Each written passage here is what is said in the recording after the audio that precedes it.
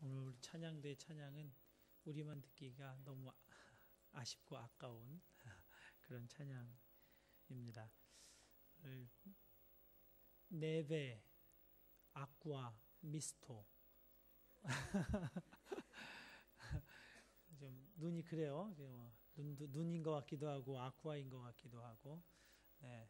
그래서 좀 오시느라고 힘드셨을 텐데 서로 격려하고 위로하겠습니다. 예수님 안에서 사랑하고 축복합니다. 서로 인사하겠습니다.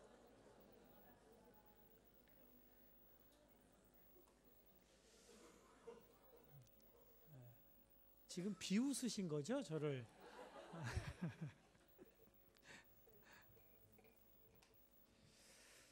하나님께서 사람을 창조하실 때 함께 살아가는 존재로 지으셨습니다.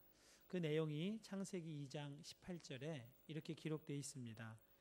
여호와 하나님이 이르시되 사람이 혼자 사는 것이 좋지 아니하니 내가 그를 위하여 돕는 배필을 지으리라 하시니라. 부부관계뿐 아니라 사람은 함께 살아가도록 지음받은 것이 창조 질서의 원리입니다. 왜냐하면 사람은 삼위일체이신 하나님의 형상을 따라 지음받은 존재이기 때문입니다. 그 말씀이 창세기 1장 26절에 이렇게 기록되어 있습니다. 하나님이 이르시되 우리의 형상을 따라 우리의 모양대로 우리가 사람을 만들고, 사람을 만드시는 하나님께서 독백하는 것이 아니라 대화하면서 사람을 만들고 계십니다. 성부, 성자, 성령, 삼위일체 하나님께서 창조 때에 창조의 모든 일들을 의논하시면서 창조하고 계시다는 것을 이 말씀을 통해서 알 수 있습니다. 삼위일체 하나님은 서로의 깊으신 신뢰와 사랑 가운데 온전한 연합을 이루어 존재하고 계십니다. 그 존재를 따라 그 존재를 닮아 지음받은 사람이기 때문에 사람은 혼자 살지 않고 함께 살아가도록 지음받았습니다. 그래서 시편 133편의 시인이 노래하고 있는 겁니다. 형제가 연합하여 동거함이 어찌 그리 선하고 아름다운고. 본래 함께 살아가도록 지어져 있어서 함께 사는 것이 당연한 일인데도 타락한 인간은 함께 사는 본능만 남아있고 연합하여 동거하는 삶의 방식은 다 잃어버렸기 때문에 시인은 연합하여 동거하는 삶이 얼마나 아름다운가 이렇게 노래하게 되어 있습니다. 노래하게끔까지 이렇게 되어 있습니다. 저에게는 이 연합이라고 하는 단어는 항상 저를 떠오르게 하는 구절이 있습니다. 하나님을 사랑하는 자, 곧 그 뜻대로 부르심을 입은 자들에게는 모든 것이 합력하여 선을 이루느니라 하는 말씀입니다. 하나님을 사랑하는 사람에게는 모든 사건도 모든 사람도 합력하여 선을 이루는 도구가 된다는 말씀입니다. 이 말씀을 가장 잘 이해하게 해주는 이야기가 요셉 이야기입니다. 요셉은 형들에게 미움을 받아 억울하게 노예로 팔려갑니다. 자기에게 일어난 이 일을 도무지 이해할 수 없었지만 요셉은 그 일은 생각하지 않고 하나님만 믿기로 하고 주어진 종살이에 최선을 다하게 됩니다. 그래서 요셉은 여호와께서 요셉과 함께 하심으로 그가 형통한 자가 되는 복을 누리면서 종살이를 하게 됩니다. 그러다가 다시 억울한 누명을 쓰고 지하 감옥으로 이제는 더 내몰리게 됩니다. 더 이상 견딜 수 없을 것 같은 그런 상황이 반복해서 일어나는 그 시간에도 요셉은 다시 하나님을 믿기로 하고 하나님만 믿기로 하고 감옥살이에서도 최선을 다하게 됩니다. 그러자 여호와께서 요셉과 함께 하심이라. 여호와께서 그를 범사에 형통하게 하셨더라. 감옥에서의 생활도 형통케 되는 복을 누리게 됩니다. 이렇게 하나님만 바라보며 살다가 요셉은 이제 하나님의 깊으신 그 마음까지 아는 그런 사람이 되었습니다. 성령은 모든 것 곧 하나님의 깊은 것까지도 통달하시느니라. 성령은 하나님의 마음을 너무나 잘 알아요. 그런데 그 성령으로 충만한 사람이 된 요셉은 하나님의 마음을 잘 아는 사람이 되었습니다. 그래서 애굽왕 바로에게 꿈으로 보여준 이 하나님의 마음을 요셉은 금방 알아들을 수가 있었습니다. 그래서 7년 풍년, 7년 흉년을 잘 대비해야 한다는 조언을 바로왕에게 했고, 그 조언을 하는 요셉을 바로는 총리를 시켜서 대비할 수 있도록 합니다. 애굽의 노예로 팔려온 이유, 또 감옥에 갇히게 된 그 모든 이유를 그제서야 다 이해할 수 있게 되는 그런 순간이 오게 된 겁니다. 그러나 여러분 기억하셔야 합니다. 요셉은 총리가 되어서 행복하게 된 사람이 아닙니다. 그 모든 일들이 해석이 되고 이해가 되어서 행복하게 된 것이 아닙니다.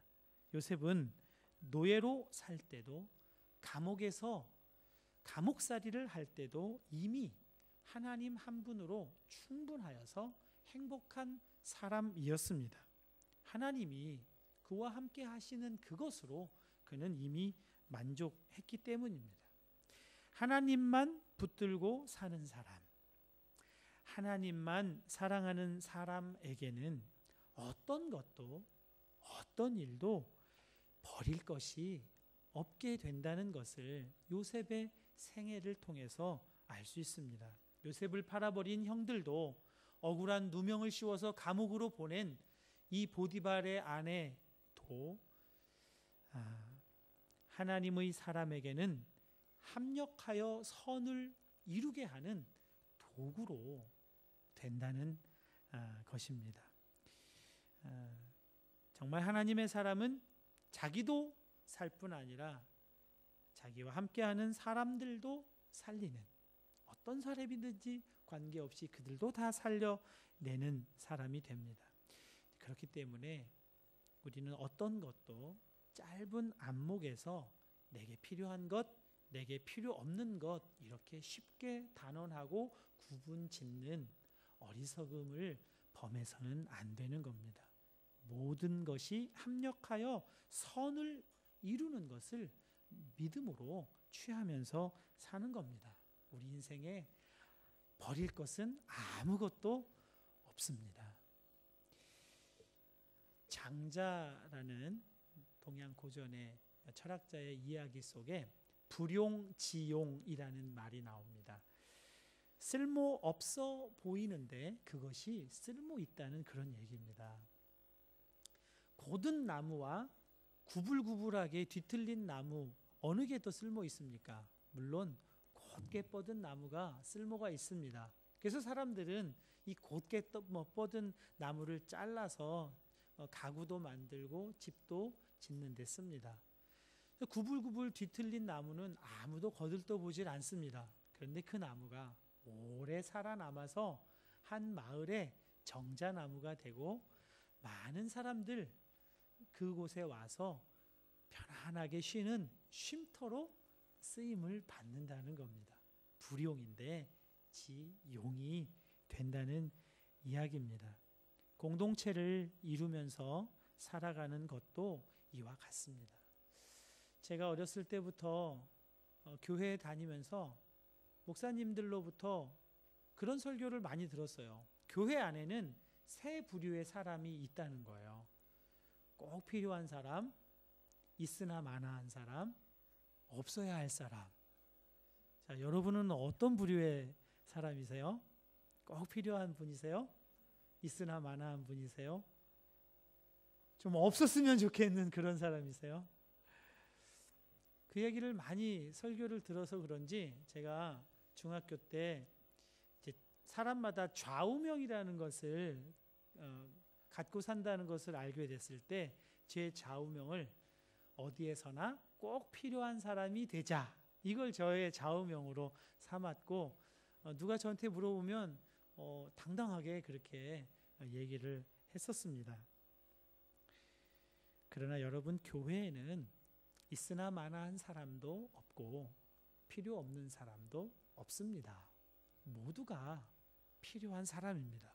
일반 사회와 단체에서는 그 사회와 단체의 목적에 맞는 사람이 필요한 사람이지만, 교회는 함께 살아가는 것 자체가 목적이기 때문에 필요한 사람, 있으나 마나한 사람, 필요 없는 사람을 구분지어 말할 수 없습니다. 그렇게 가를 수가 없습니다.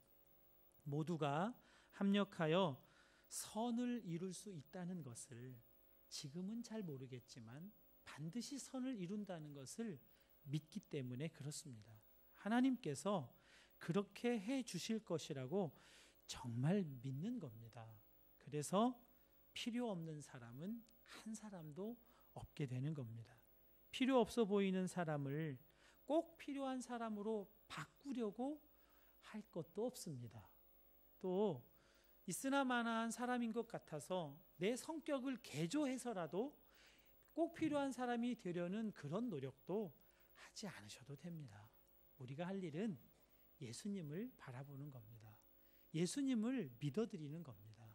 그 예수님께서 필요 없어 보이는 사람도, 있으나 마나한 것 같이 보이는 사람도 모든 자리, 모든 상황에서 적재적소에 멋지게 쓰실 것을 믿는 겁니다. 그러면 그분이 정말 사용하십니다. 물론 시차가 있습니다.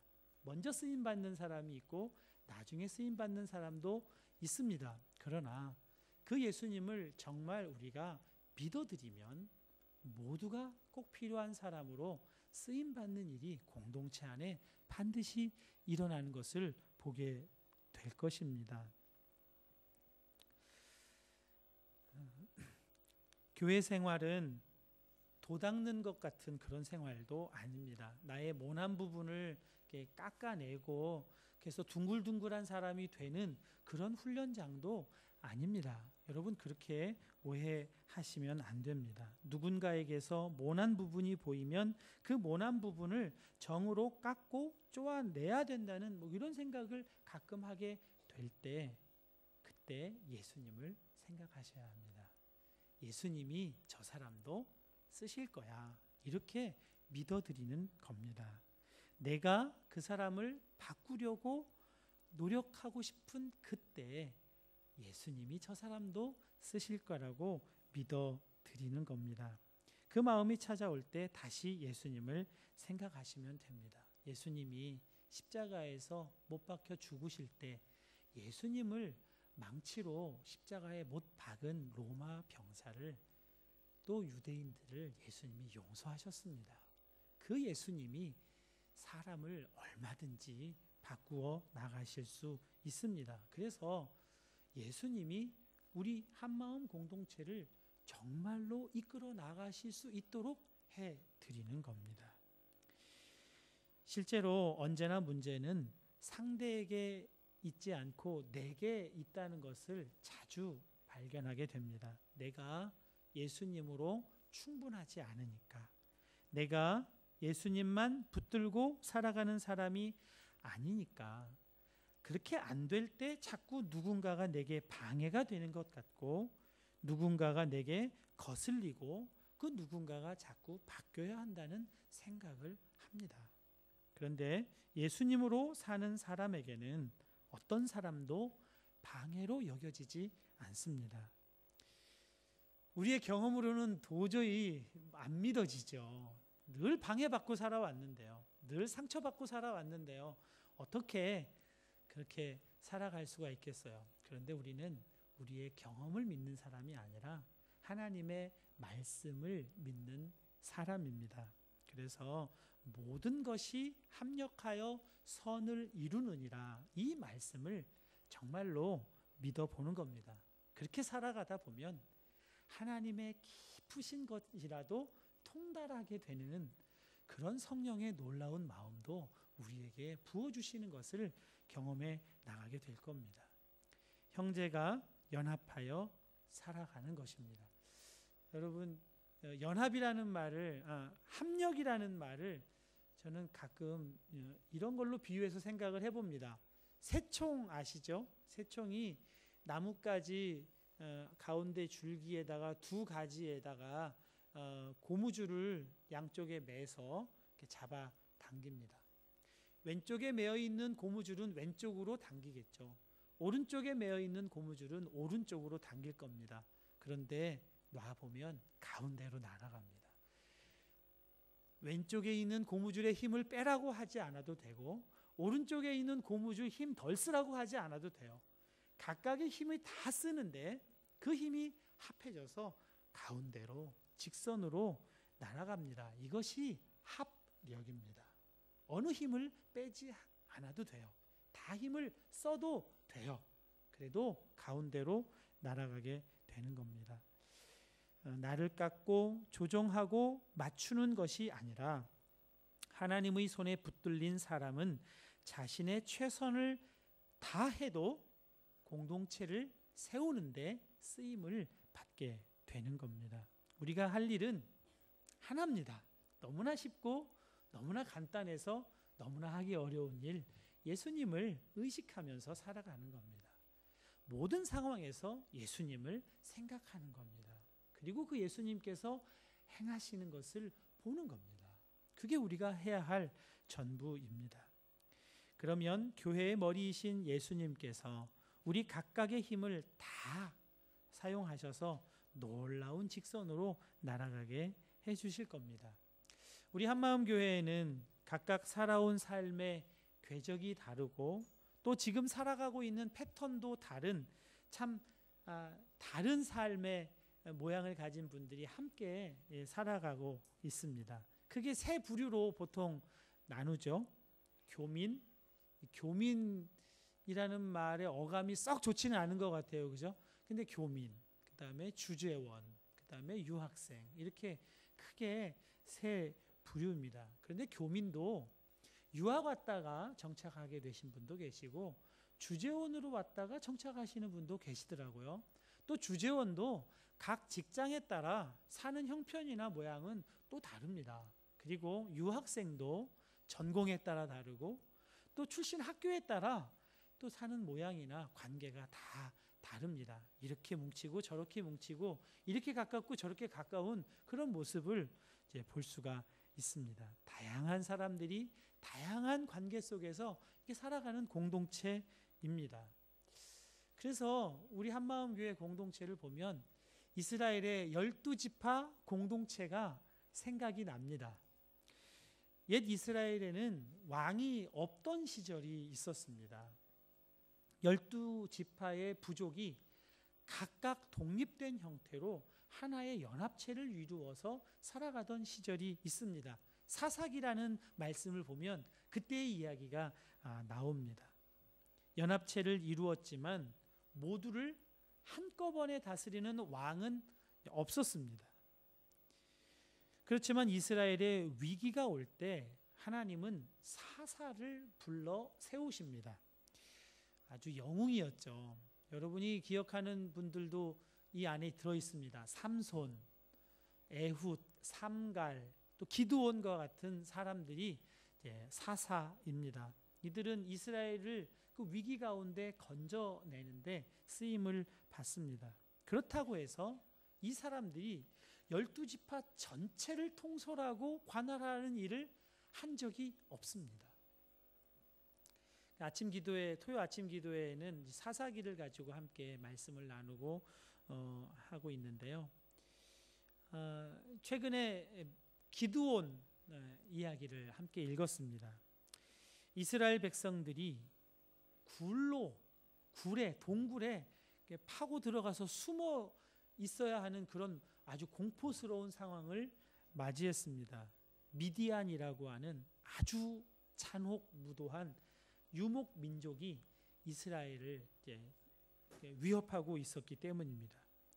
이 미디안 사람들은 강력한 무기이자 운송수단을 가지고 있었는데 낙타입니다. 이 낙타 위에 올라가서 자기 발치에 머리가 있는 이스라엘 사람들을 곤봉으로 그냥 후려칩니다. 그렇게 사람을 죽이고 모든 곡식들을 다 약탈해서 멀리 도망갑니다. 그런데 그 낙타를 끌고 13만이나 되는 미디안 사람들이 이스라엘 코앞에 진영을 칩니다. 침략하기 위한 진영을 차리게 됩니다. 정말 이스라엘 백성들은 사시나무 떨듯이 무서워서 벌벌 떨 수밖에 없는 그런 때입니다. 그때 미디안이 무서워서 숨어서 타작을 하던 기드온이라는 젊은이에게 하나님이 나타나셔서 너를 통해 이스라엘을 내가 구원하겠다, 이렇게 기드온을 부릅니다. 이때 우리가 신앙생활하면서 활용해도 좋은 이야기 하나가, 유명한 이야기가 나옵니다. 기드온의 빅딜 이야기입니다. 기드온이 정말 하나님이 저를 부르셨고 저를 쓰신다면 저에게 증거를 하나 보여주십시오. 타작마당에 손뭉치 하나를 갖다 놓을 테니까 밤새도록 이슬이 다른 땅에는 오지 않고 그 손뭉치에만 이슬이 오게 해달라고 하나님께 요구합니다. 당돌한 이 요구를 하나님이 받아주십니다. 그리고 다음날 아침에 일어나 보니까 이 손뭉치를 짜자 그릇에 하나 가득 물이 고일 정도로 손뭉치에만 이슬이 다 몰렸습니다. 기드온이 아주 신중한 사람입니다. 이건 우연히 일어날 수도 있는 일이잖아. 그러니까 하나님한테 다시 한번 요구합니다. 정반대로 이 손뭉치에는 이슬이 하나도 내리지 않고 땅에만 이슬이 내리게 해달라고 하나님께 요청합니다. 하나님이 그 요구도 받아주십니다. 그래서 다음날 보니까 손뭉치에는 뽀송뽀송하게 남아있고 온 땅에는 이슬이 내리게 됩니다. 여러분, 기도할 때 기드온이 했던 이런 기도도 한번 활용해 보세요. 그래서 하나님이 어떻게 하시는지를 한번 보셨으면 좋겠습니다. 그런데 여러분, 하나님께 이렇게 기도할 때 유의해야 할 사항이 있습니다. 그것이 응답이 되면 더 이상 도망갈 데가 없다는 겁니다. 이제는 하나님이 시키는 대로 안 하고 살 수가 없다는 거, 이걸 기억하셔야 합니다. 기드온이 그렇게 해서 분명한 확신을 가지고 이제 싸움에 나갈 군대를 모집합니다. 왕도 없고 나라도 없으니까 상비군이 없잖아요. 그러니까 군인을 모아야 합니다. 그때 당시 군인을 모을 때는 나팔을 불었습니다. 나팔을 듣고 위기 상황을 알아챈 용감한 사람들이 모이게 됩니다. 그때 이야기가 사사기 6장 34절과 35절에 이렇게 나옵니다. 여호와의 영이 기드온에게 임하시니 기드온이 나팔을 불매 아비에셀이 그의 뒤를 따라 부름을 받으니라.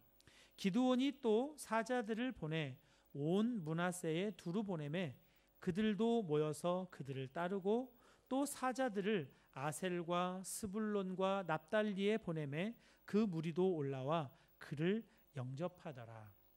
아비에셀, 므낫세는 기드온이 속한 지파입니다. 그러니까 우리 지파에 누군가가 나섰으니까 도와주는 건 자연스러운 일이죠. 그리고 아셀, 스불론, 납달리는 모두 므낫세 지파와 아주 인접한 곳에 정착해 있던 지파들입니다. 총 12개의 지파 중에 이 전쟁에 참여한 지파는 4개의 지파가 전부입니다. 이때 모인 사람이 3만 2천 명입니다. 3만 2천 명을 데리고 13만이나 되는 잔혹 무도한 미디안 유목민족과 싸움을 해야 합니다. 그런데 하나님은 이 사람도 너무 많다는 겁니다. 다 돌려보내라는 거예요. 그래서 31,700명이 다시 고향으로 돌아가고 이제 300명만 남습니다.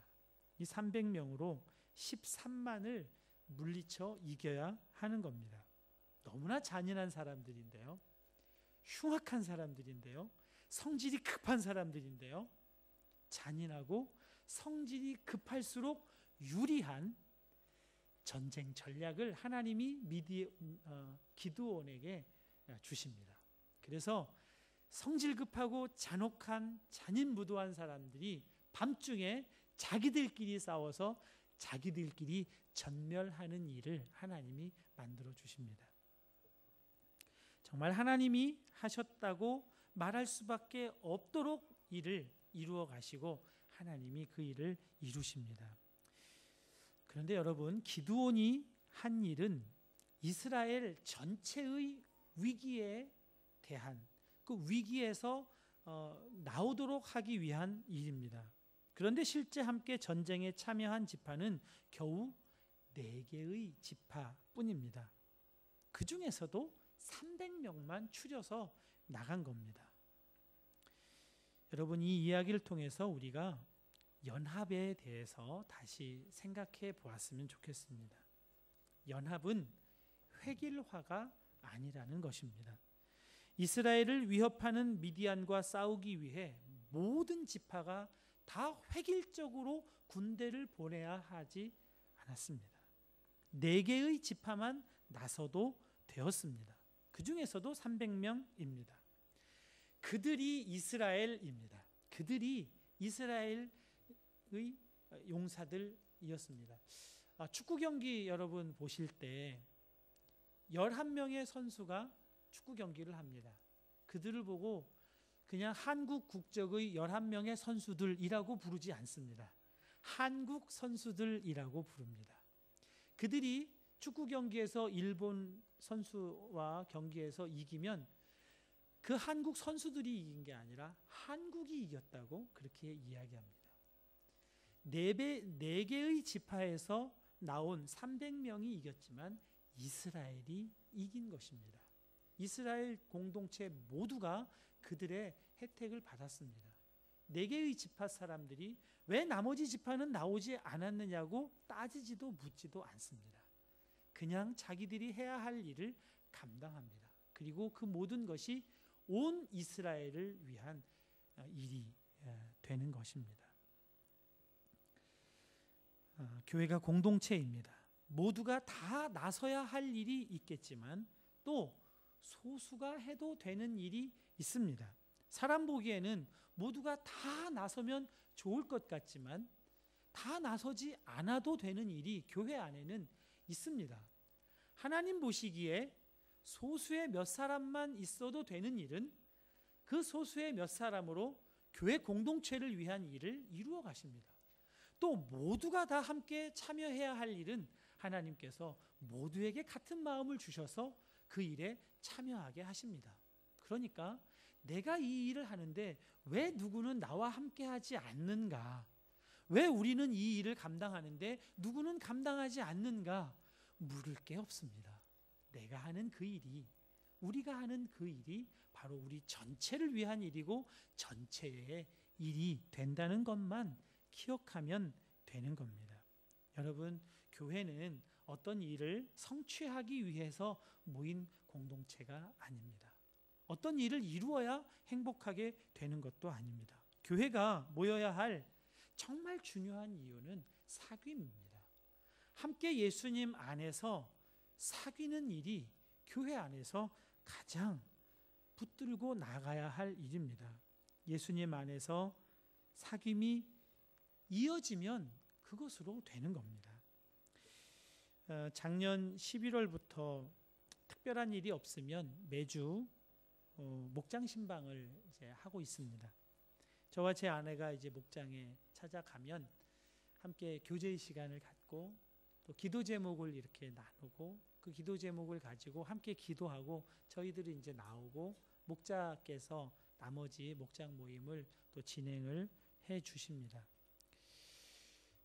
지난 금요일에도 한 목장을 신방했습니다. 분위기가 너무 좋았습니다.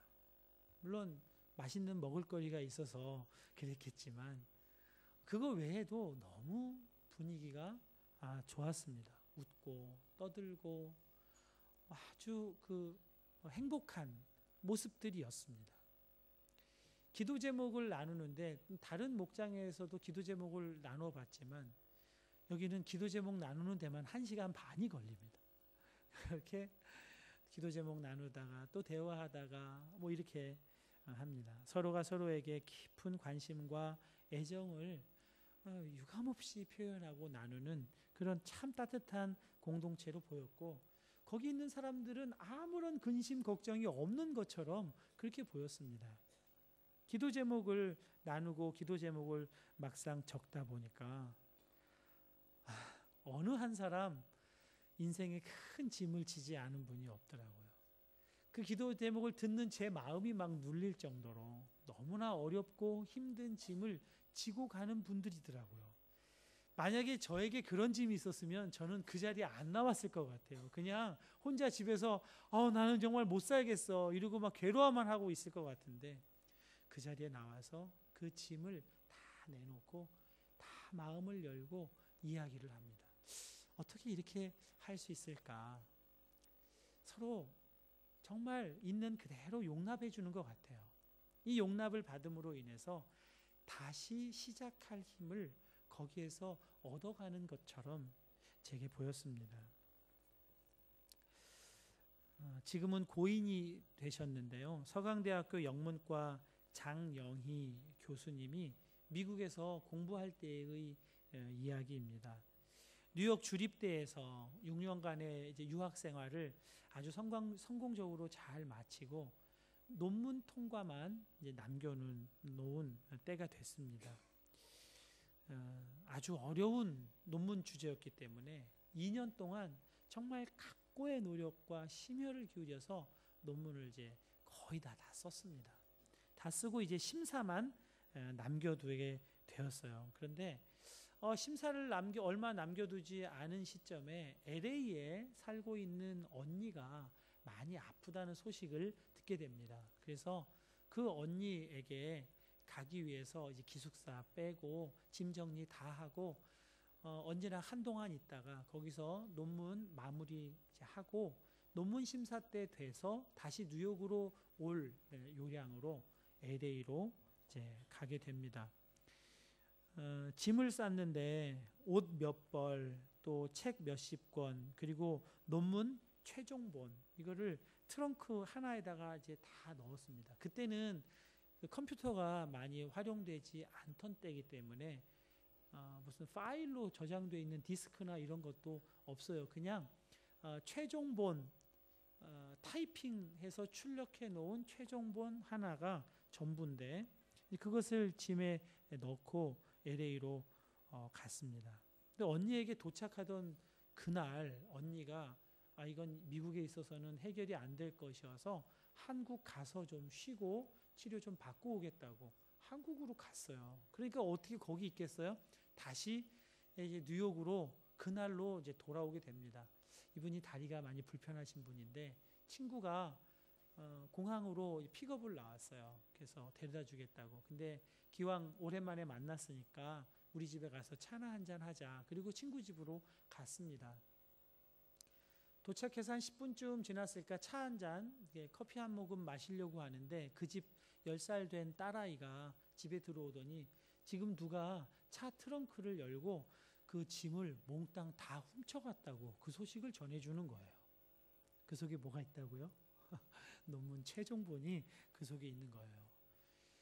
뭐 이태리도 아니고 미국 뉴욕에서 그런 일이 또 벌어지는 것 같아요. 근데 이 소식을 듣고 이분이 기절을 하고 말았습니다. 친구가 데려다 주겠다는 것도 거절하고 혼자 울면서 기차를 타고 이제 기숙사로 이제 돌아왔어요.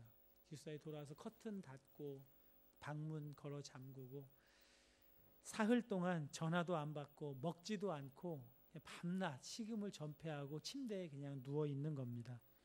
여름이었는데 더운 줄도 모르고 배고픈 줄도 모르고 그렇게 그 굴 속에 들어가서 괴로워만 하고 있는 겁니다.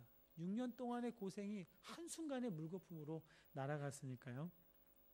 그때의 일을 그분의 자서전에 이렇게 기록하고 있습니다. 닷새째쯤 되는 날 아침 눈을 뜨니 커튼 사이로 한 줄기 햇살이 스며들어 어두침침한 벽에 가느다란 선을 긋고 있었다. 그런데 문득 이상한 호기심이 일었다. 잃어버린 논문과는 상관없이 사람이 닷새 동안 먹지 않고 누워 있으면 어떤 모습이 되는지, 지금의 내가 어떤 모습을 하고 있는지 궁금해졌다. 참 여자분들은 별게 다 궁금해요, 그죠? 어지러움을 참고 일어나 침대 발치에 있는 거울을 보았다. 헝클어진 머리에 창백한 유령 같은 모습이 나타났다. 가만히 내 눈을 들여다 보았다. 그런데 참으로 신기하게도 내 속 깊숙이에서 어떤 목소리가 속삭이는 것이었다. 괜찮아. 다시 시작하면 되잖아. 다시 시작할 수 있어. 기껏해야 논문인데 뭐. 그래, 살아있잖아. 논문 따위쯤이야.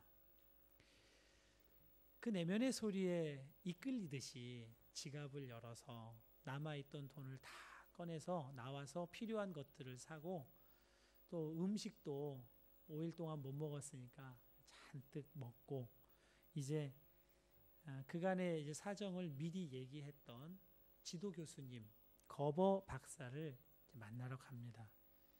거버 박사가 이 장영희 학생을 두 팔을 활짝 벌려서 맞이해 줍니다.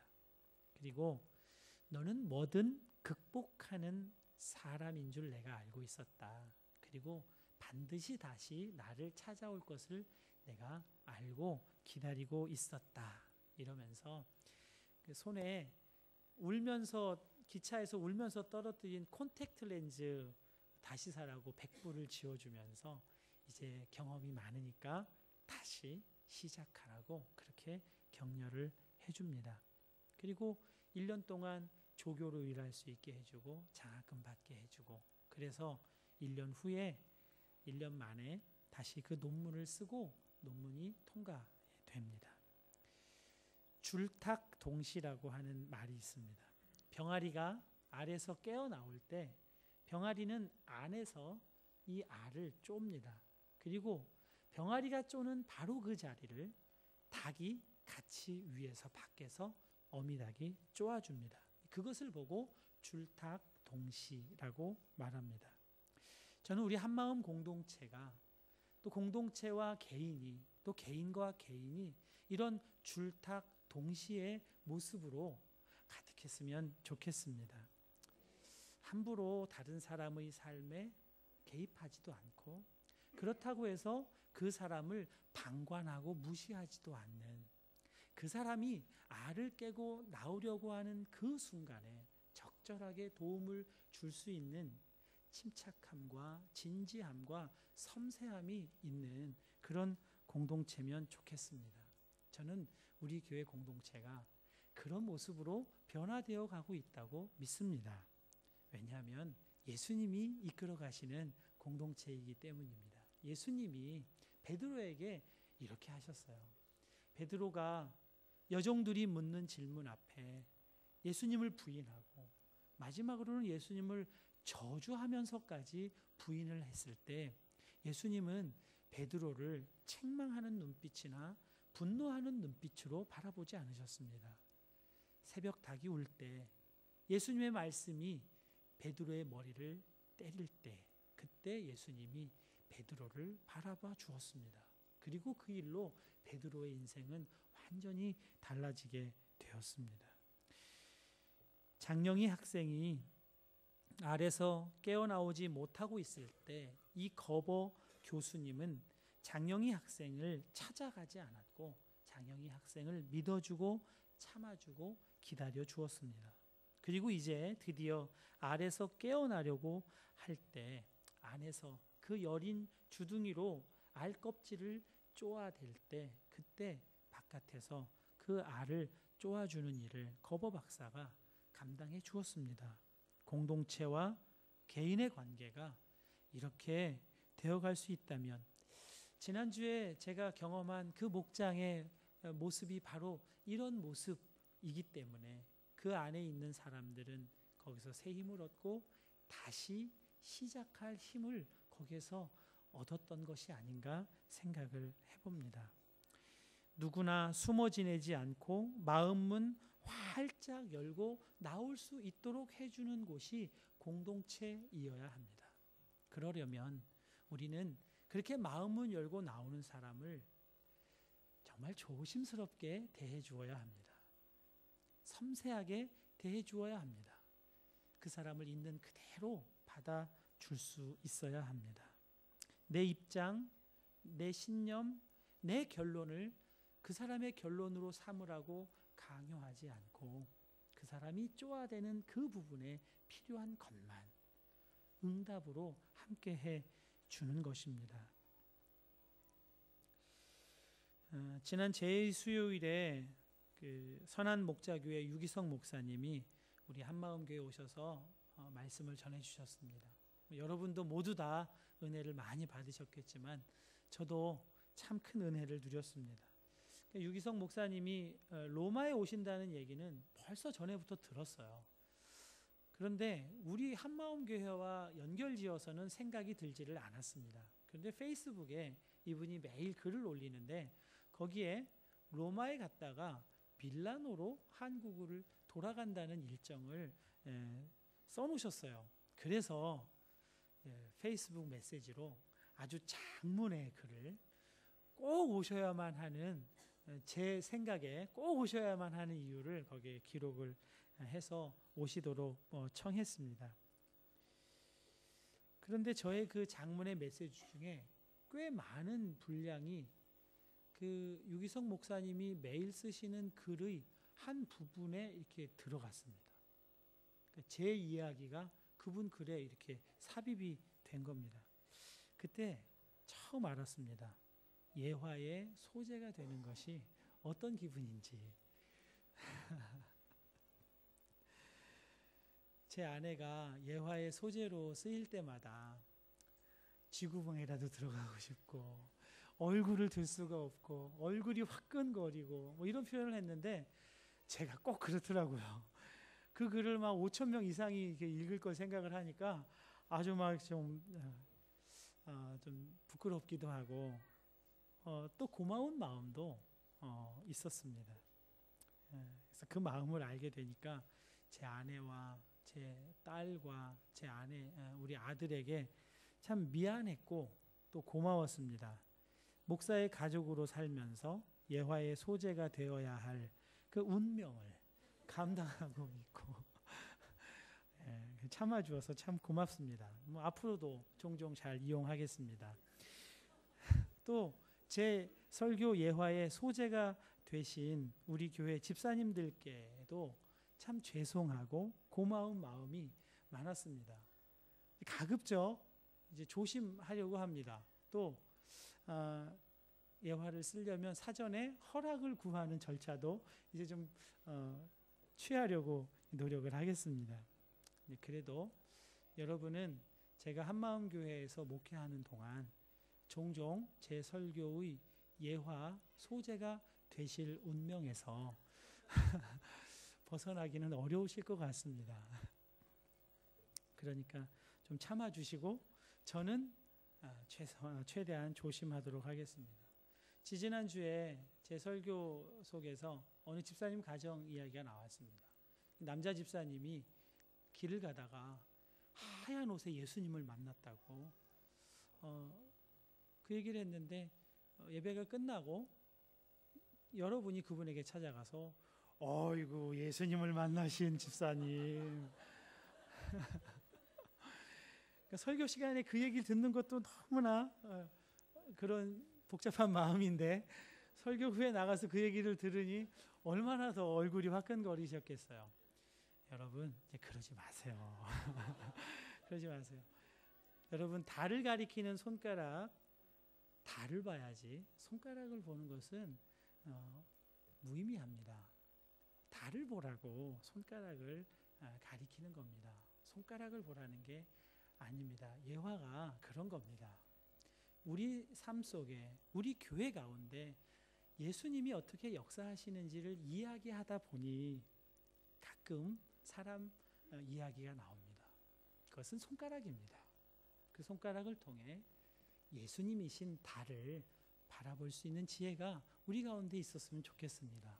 그래야 저도 마음을 활짝 열고 여러분에게로 다가갈 수 있지 않겠습니까? 또 여러분도 여러분의 마음을 활짝 열고 공동체에 나올 수 있으려면 정말 달을 볼 줄 아는 지혜가 우리 가운데 있어야 하겠습니다. 교회는 연합하는 곳입니다. 합력하는 곳입니다. 예수님 안에서 마음껏 자신을 발휘해도 괜찮은 공동체이어야 합니다. 나를 숨기고 깎고 조심시키는 그런 것이 아니라 이 모습 이대로 예수님께 맡겨져서 아름다운 조화 가운데 쓰임받는 그런 교회, 그런 공동체이어야 합니다. 또한 공동체는 동거하는 것입니다. 같은 입장을 갖게 되는 겁니다. 같이 예수님 마음을 함께 품으면 그것이 같은 입장이 되는 겁니다. 동거입니다. 그럴 때 우리 마음문을 활짝 열고 나올 수가 있습니다. 우리 한마음 공동체가 정말 예수님의 사람이 되어서 예수님만으로 충분한 사람으로 가득한 공동체가 될 수 있었으면 좋겠습니다. 형제가 연합하여 동거함이 어찌 그리 선하고 아름다운고 거기서 여호와께서 복을 명령하셨나니 곧 영생이로다. 공동체로 살아가는 것이 영생입니다. 영생의 기쁨을 우리 함께 다 누리는 저와 여러분 되시기를 축복합니다. 이제 함께 찬양하겠습니다. 아름답고